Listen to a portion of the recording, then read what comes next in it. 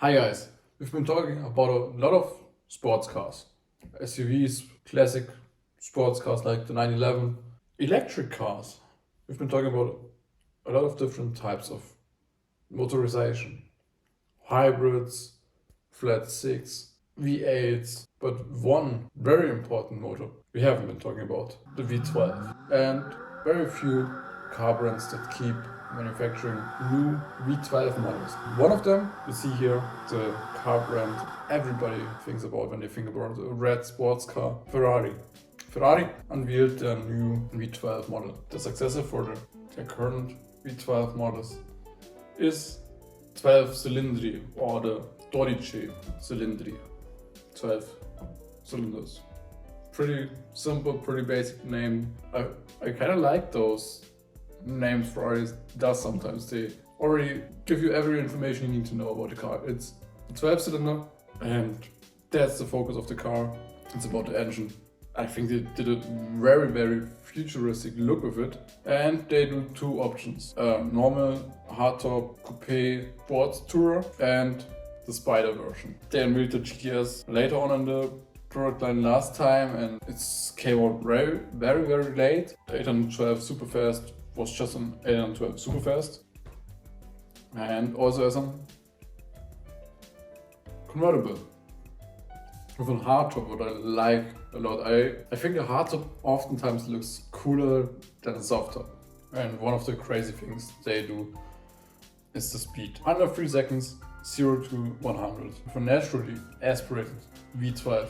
No turbos, no hybrid, nothing. Lamborghini unveiled the Aventador successor, the Revolutor. Lamborghini switched the V12 to a hybrid, whereas I don't know how they do it with combustion regulations, CO2 and everything. They still manage to produce V12s that are naturally aspirated like it would be nothing. It's no problem for them. That's impressive. That's really impressive. Over 340 kilometers top speed. The difference between this and this is just 5.3 seconds from 100 to 200.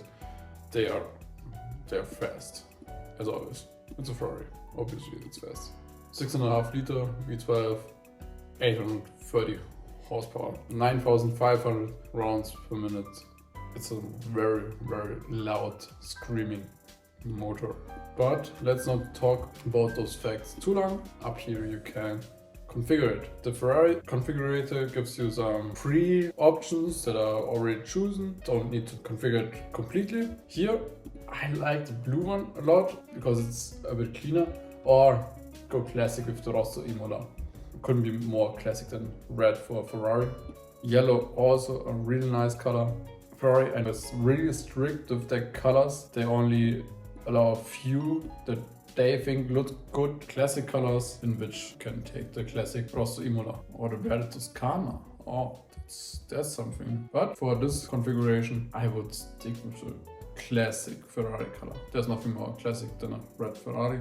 I don't think you need to choose any different wheels. The new ones, they look cool, and there are some different wheels than exhaust. I don't really get why they choose those options, because titanium has this arch in titanium colored, obviously. I think it would look cooler if it just would be the titanium exhaust and still the black ceramic coated tailpipes. I always take the Ferrari Scuderia fender shields. They make it look so much more sporty, so better. And then you have a lot of interior colors. I would rarely choose a color like red. Couldn't think I would like it for a long time. Also, I'm always critical with whites and beige colors, because I think your jeans, your trousers, they can stain it and they can rub off on it too easy. Hard to get out. So I would most of the time take a brown one, or something like, ooh, that's cool too.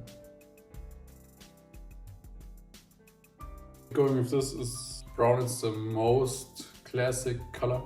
Then you can choose your carpets, you can choose basically everything in the Ferrari configurator. One thing I don't like that much, you scroll over those colors and you don't see the name of the colors. First you just see the name of the color you already picked. I think this could be better. It could be, yeah, like you're gonna choose red next. So I always try to choose a red or something I don't have, to just see which color or which part I would take, because you can choose your standard seats, they look good, And I would also choose them because I think the racing seats are gonna be a bit too hard for longer trips. The special seats just remove those trims there. So I would choose the standard Daytona seats. And I would choose ventilated massaging seats. And with ventilated massaging seats, you will always get the full electric seats as a standard. Then you can choose the central seats. I would choose this line. Seats backrest, I would keep it in black like it already is. Stitching, I would most of the time in a Ferrari take a red one. I don't know why, but I think it's something that's matching to a Ferrari. And you could choose the Daytona stripes in Alcantara or in every other color. I would just keep them in the seat color. I think it looks cleaner, it looks better if it's matching. Inner details, then you can even choose the details in those holes, but therefore you need to choose some extra options and not just the standard leather seats. The upper area is this area, I would keep it in black, simpler. The upper dashboard, you can choose basically everything in this car. We already took the pre-configurations there, you get a lot of things already configured, you get it preloaded and you don't need to choose it.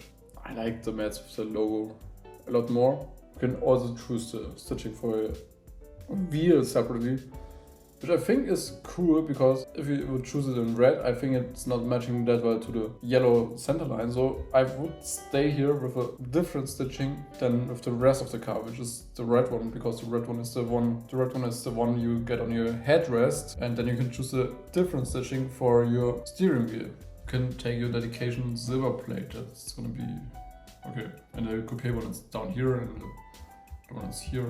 Ferrari is one of the few car manufacturers that are leaning against digitalization or connectivity of the car because they think it's too easy for hackers to control your car and the risk is too high for someone hacking your car. And they don't want you to be endangered, so they simply leave everything out. They don't put any connectivity in it. They just give you Apple CarPlay and Android Auto. I wouldn't choose my Ferrari Connect activated connecting options. I like it when it's not hackable or not that easy. Yeah, always choose every rear sensor, front sensor. It's way better for parking and for resetting the car. I would choose a heated steering wheel. Always choose the anti-theft system. I choose it in every car. You've seen it in every configuration of me. And I would, if it's an option, I would always choose the complete protection film. Just keeps your car in a good condition. Then you can always choose a luggage bag. Here in the convertible option or in the spider option, you obviously don't have that much space, so I choose something like a duffel bag and a weekend suitcase. I think it's a better option because you fit it in the boot easier. And then you have the big advantage that if it loads good, you can see the car from every angle.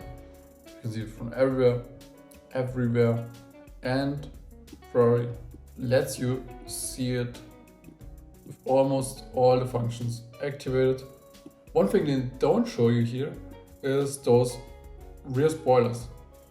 Here are two flaps. Here just a little bit, you see between the root gap and here. Those pop up to increase the downforce. It's active spoiler. You can open your roof and even with an animation, not just boom, open. You can see where it goes, you can see how it closes, and you see how much space you're losing here, because normally in the coupe version you would get it as a storage space. So it's really a practical car, I think. You can see the engine bay and you can jump behind the wheel. You can see the car from the inside. From the inside with the doors open, from the inside with the doors closed, with the roof open, with the roof closed. It's a bright sunny day, apparently. It's a really good looking car and I would take it like this. I would take it like this. I think it's one of the more classic configurations we've done. One of the fastest cars and it's one of the futuristic looking car. It's a really cool car. I really like it a lot. And if you want to check it out yourself, use this code. Yeah, with that you can straight up order it from your local dealer. Have fun looking at your configuration. Follow me if you want to see more configurations like this. More sports cars, more new cars. Yeah. See you next time. Bye bye.